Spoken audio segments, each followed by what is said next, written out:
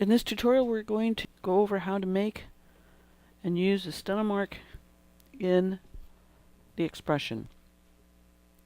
The first thing we have to do is plug in your USB cable that came with the writer into the client port. Now on the Xpression there are two ports in the back that your USB cable will fit in. One is the client port and the other one is the RT port. You must use the client port. When you put that in, then Windows Mobile Device Center should kick in. And when it's done, it will say connected in the lower left-hand corner of the green window. And as you can see, it is connecting. And again, as I said, in the lower left-hand corner, there will be a check mark for connected. So that's the first part of this. Once we've got all this set, then we can continue. So now we're going to open up WriterSync. Now in WriterSync, we're going to make sure it says connection OK. That means your Windows Mobile Device Center is connected properly.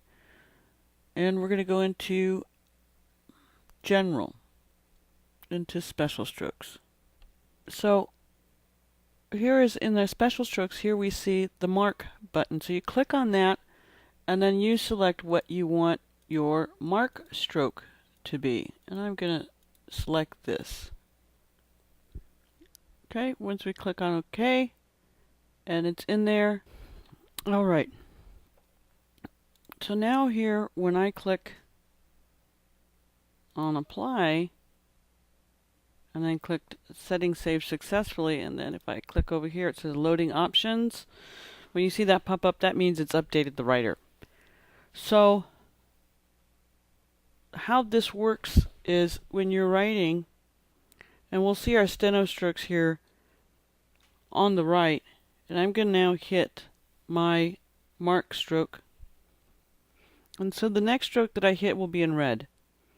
So you won't see the mark stroke in there. It's just going to mark the next stroke in red.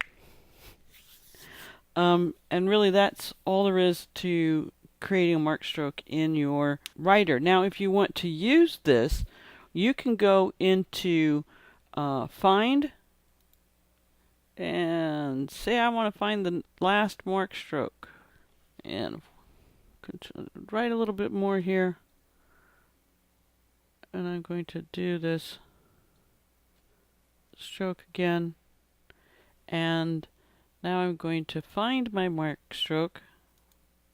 There's that one, and there's that one, and I can just keep scrolling up like that to find all the marked strokes. So pretty cool.